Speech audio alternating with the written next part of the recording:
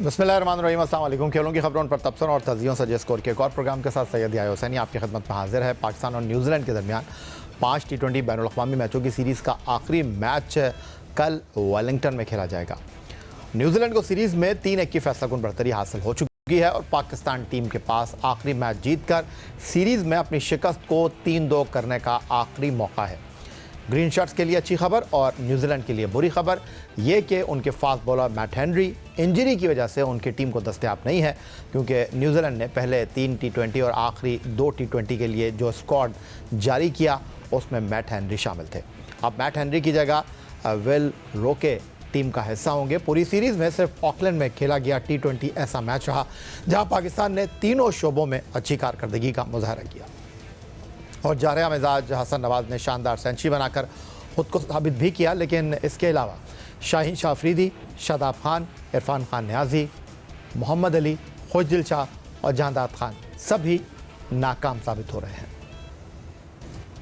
Pakistan team management ने 4 T20 international में 3 ऐसे क्रिकेटर्स हैं जिन्हें मौका नहीं दिया। उनमें टॉप ऑर्डर बैटर उमैर बिन यूसुफ, T20 इंटरनेशनल में पाकिस्तान के लिए बेहतरीन बॉलिंग करने वाले बाएं हाथ के स्पिनर सुफियान मुकीम और wicket keeper batter Usman Khan शामिल हैं।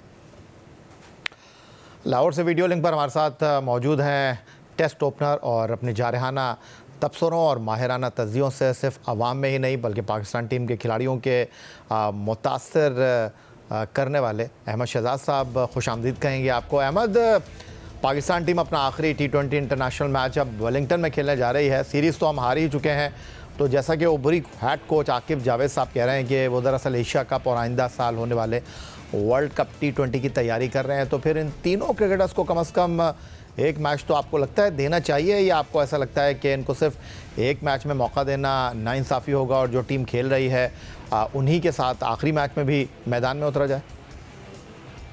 जी, देखिए हम यहाँ थोड़ी सी खुल के बात इसलिए कर लेते हैं कि चलें यहाँ पे इस शो में टाइम होता है। वो ये है कि यार भाई सिंपल सी बात है कि जो प्लेयर्स बनाने चाहिए थे जिस कैलिबर के, जिस लेवल के, उस तरह के प्लेयर्स तो हमारे पास ढकी छुपी बात नहीं है, बहुत कम है। और जो हैं उनको आप न्यूजीलैंड में लेके जाके 2 मैच खिला के 3 मैच खिला के बाहर नहीं कर सकते। तो आपके पास इतनी खेप नहीं है पीछे कि जिनको आप बार-बार ट्राई कर सकें। अब आपने सुकून से काम लेना है।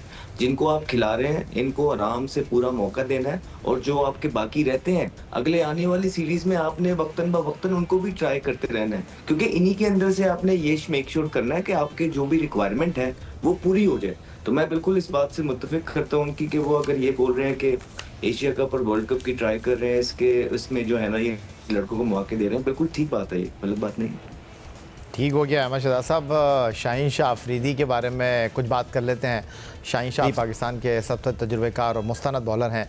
वो 79 T20 इंटरनेशनल में पाकिस्तान के लिए 102 विकेटें अपने नाम कर चुके हैं। लेकिन अगर उनके मुकाबले में न्यूजीलैंड की टीम में शामिल फास्ट बॉलर जैकब टफ़ी 22 T20 खेले हैं और उनकी 30 विकेटें हैं। विल रोके सिर्फ 4 T20 मैच खेलकर 5 विकेटों के हसूल में कामयाब रहे हैं। बेन सीज़र हैं, उनके 19 T20 में 21 आउट हैं। और जैक फॉक्स हैं जिन्होंने 10 T20 में 13 खिलाड़ियों को आउट किया है और इनके T20 इंटरनेशनल मैचों की तादाद 85 है। यानी ये 4 बॉलर मजमूई तौर पर 58 विकेटें हासिल कर चुके हैं, मगर उनकी बॉलिंग मौजूदा सीरीज़ में शाहीन अफरीदी से ज़्यादा अच्छी नहीं लग रही, क्योंकि सिर्फ जैकब डफ़ी 11 विकेटें लेकर टॉप पर हैं और शाहीन अफरीदी ने सिर्फ 2 खिलाड़ियों को पवेलियन की राह दिखाई है।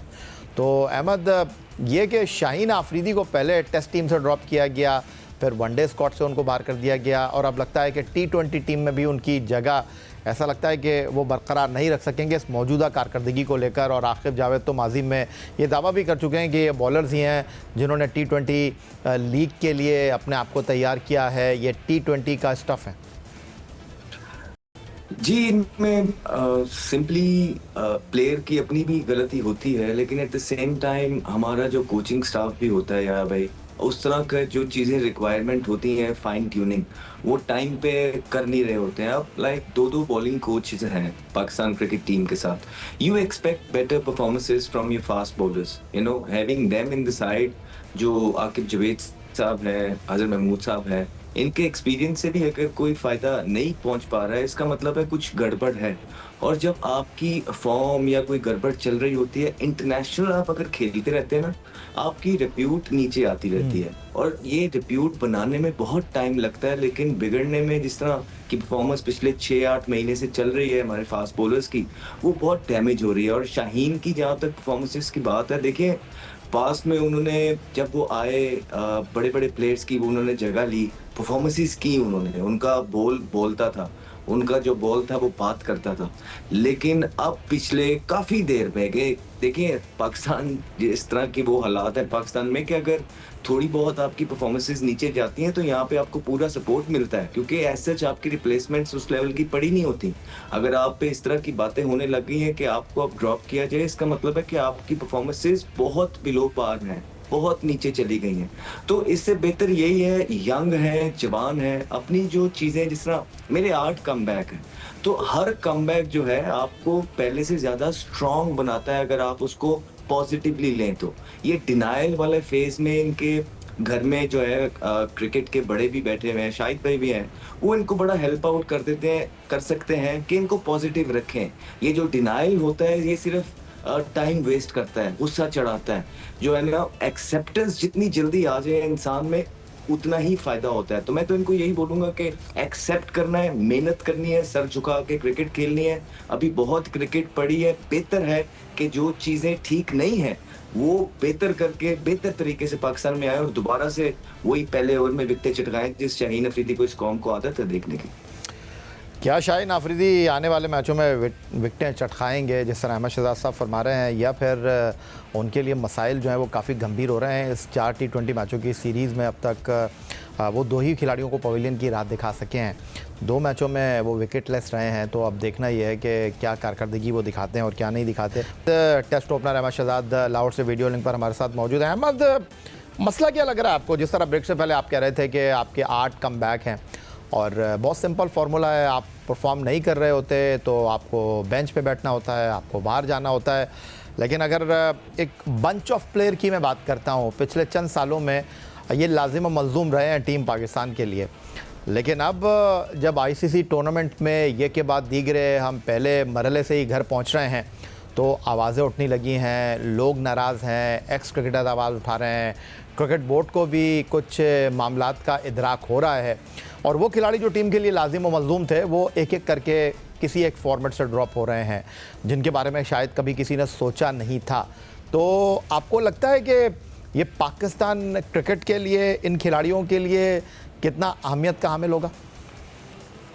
जी, बिल्कुल मसला यही आ रहा है कि एक्सेप्टेंस नहीं आ रही है। जब आपने सोचा ना हो कि आप ड्रॉप भी हो सकते हैं, तो उसके बाद फिर ऐसे हालात आ जाएँ 6-8 महीने के अंदर, तो वो बिल्कुल समझ नहीं आती और यकीन नहीं होता।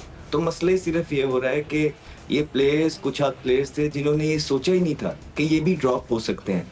जिस तरह के हमने बात की पिछले 1 साल से करते आ रहे हैं कि अकाउंटेबिलिटी नहीं थी। तो जब अकाउंटेबिलिटी नहीं होती ना तो ये स्टबर्ननेस आ जाती है। इनमें इन प्लेयर्स का कोई कसूर नहीं है। इनमें इनमें कसूर उन लोगों का है जो इनके पीछे छुप गए। इनमें कसूर उन लोगों का है जिनको इनके आगे दुनिया नज़र आना बंद हो गई।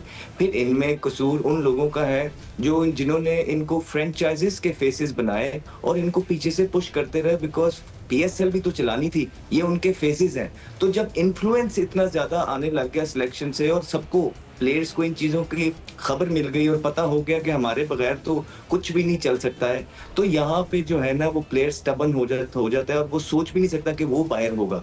ये मानने से कासिर है और उसमें फिर वो गलतियाँ करते हैं। अब देखिए कि जिस तरह हम देख रहे हैं कि हमारे यंगस्टर्स खेल रहे हैं, इस मुल्क का फ्यूचर, इस मुल्क का जो यूथ जिन्होंने आगे जाके जो है मुल्क को आगे लेके जाना है, उन्हीं के खिलाफ अगेंस्ट कैंपेन्स चल रही हैं और कौन चला रहे हैं? अपने ही लोग। और इस बात का इल्म पाकिस्तान क्रिकेट बोर्ड के अंदर बैठे हुए लोगों का भी है। तो मैं सिर्फ ये कहता हूँ कि जब मैं हेल्म ऑफ अफेयर पे बैठा हूँ और मुझे पता लग गया है और इतना कोई मुश्किल काम आजकल के दौर में नहीं है, सब पता लग जाता है कौन क्या करवा रहा है। तो मुझे ये चीज़ पता लग जाए कि अपने ही लोग अपनों को गिराने की कोशिश कर रहे हैं, मैं तो कभी भी उनको टीम के पास ना आने दूँ।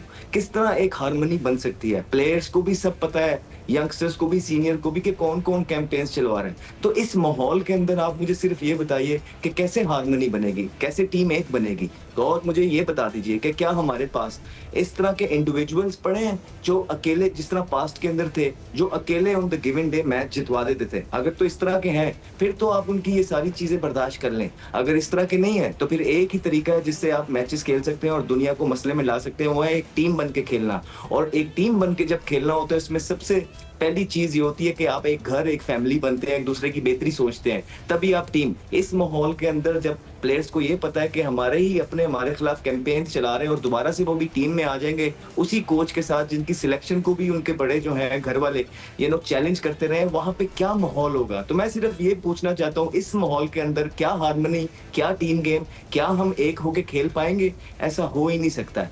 तो ये प्रॉब्लम्स है पाकिस्तान के। अहमद, चंद मखसूस सवाल हैं, चंद मखसूस प्लेयर हैं। मेरा ख्याल है आप भी जवाब दे दे के थक गए हैं, हम भी सवाल करते करते थक गए हैं, लेकिन अब परफॉर्मेंस है और सवाल तो हमारा काम है करना, लोगों को झंझोड़ना, जगाना, उनको तस्वीर दिखाना, आईना दिखाना। और एक ऐसे ही प्लेयर हैं जो इस टीम के नायब कप्तान बना दिए गए हैं, उनका नाम है शादाब खान। वो कैसे आए हैं ये सबको पता है, वो कैसे नायब कप्तान बन गए हैं ये सबको पता है। लेकिन चलें ठीक है, ये पुरानी बात हो गई। लेकिन ये 4 मैच जो हैं ये तो एक फ़िल्म है, ये तो एक खुली किताब है। शादाब को 4 मैच आपने खिलाए, वो आप ऑलराउंडर उनको कहते हैं। 30 रन उनके क्रेडिट पर हैं, 11 ओवर इन 4 मैचों में उन्होंने डाले हैं, 1 विकेट उन्होंने हासिल की है। अब मैं आपसे जानना ये चाहता हूँ, आपसे पूछना ये चाहता हूँ कि अगर इस तरह फैसले होंगे, इस तरह मनसब बांटेंगे, तो फिर पाकिस्तान क्रिकेट कैसे आगे बढ़ेगी? क्योंकि अभी एक मैच है वेलिंगटन का, अगर वहाँ शादाब रन्स कर देते हैं तो फिर आपको पता है कि कहेंगे देखें जी हमारा जो कार्ड है वो तो चल गया। लेकिन शादाब के लिए क्या आपके ख्याल में मंसूबा बंदी होनी चाहिए? आपने उनको टीम से ड्रॉप किया, आईसीसी T20 वर्ल्ड कप के बाद वापस आए हैं, तो कुछ नहीं है उनके अंदर। कोई एक क्राइटेरिया होता है जब इतने बड़े प्लेटफॉर्म के लिए आप किसी को सिलेक्ट करते हैं या ड्रॉप करते हैं। शादाब खान ने काफ़ी क्रिकेट खेली है और एक फ्रेंचाइज के वो कप्तान भी हैं, और उसके बाद वो अपनी नाकिस परफॉर्मेंस की वजह से बड़े अरसे बाद, जो कि चलती ही जा रही थी, बड़ी कोशिश की गई कि ये परफॉर्मेंस करें, इनको पूरे मौके दिए गए, ऐसी बात नहीं है। फिर फ्रेंडशिप्स का भी एक वो चीज़ें सारी सामने आई, उसके बाद जो है इब्रार को भी बाहर बिठा के रखा गया, फिर भी ये परफॉर्मेंस कर ना सके, और जब इतने अरसे से परफॉर्मेंस नहीं कर रहे थे तो इनको ड्रॉप किया गया। और अब देखें कि जैसे ही 2-3 सीरीजें ड्रॉप किए गए, दोबारा से इनको ले आया गया। ये क्या क्राइटेरिया है?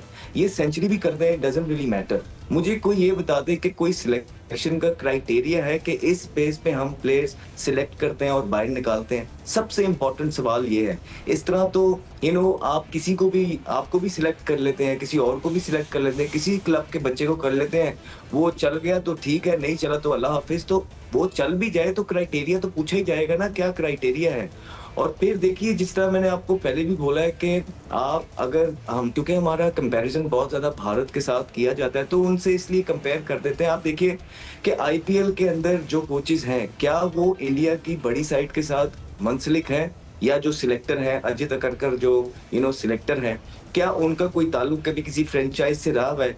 यहाँ पे ये तासुर पाया जाता है। हमें सबको पता है कि आकिब जावेद साहब कितना लॉयली लाहौर कलंदर के साथ पहले साल से चल रहे हैं और दे हैव वन। और फिर उसके बाद हमें ये भी पता है कि जो हमारा डेटाबेस वीडियो एनालिस्ट हैं वो हमारे हसन चीमा साहब हैं, उनका ताल्लुक जो है वो कहीं ना कहीं इस्लामाबाद यूनाइटेड के साथ है और वहाँ के शादाब कप्तान हैं।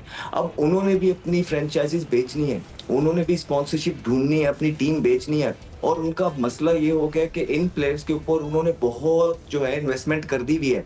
और अब बात ये हो गई कि इनके अलावा उनको ऐसा लग रहा है कि कोई है नहीं, उन्होंने तैयार नहीं किए। यही तो चीज उन्होंने गलत कर दी। जो रिस्पॉन्सिबिलिटीज एक फ्रेंचाइज पे होती है वो ये होती है, ना सिर्फ वो एक खेल को ऊपर लेके जाए कप्तान, बल्कि उनकी रिप्लेसमेंट्स भी तैयार हों। आप देखें आईपीएल वगैरह एक जाता है तो नीचे दूसरा कप्तान रेडी होता है।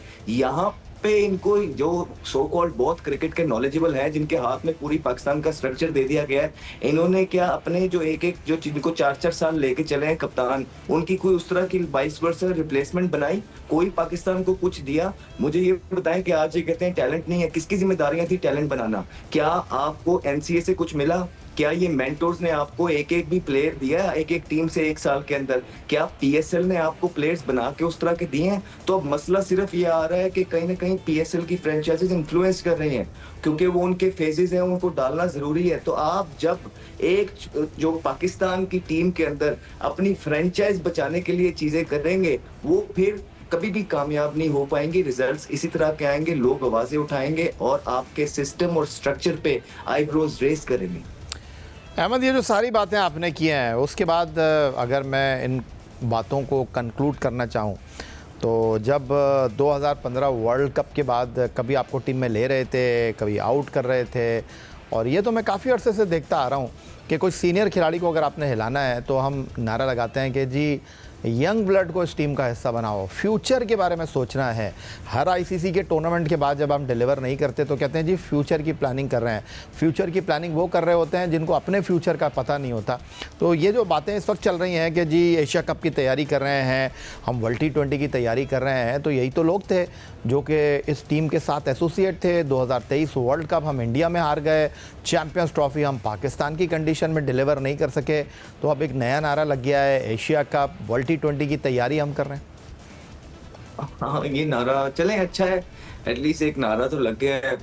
उनका एक अपना स्टाइल भी हो सकता है काम करने का, सिलेक्शन कमेटी का थोड़ा सा ब्रेव नहीं है।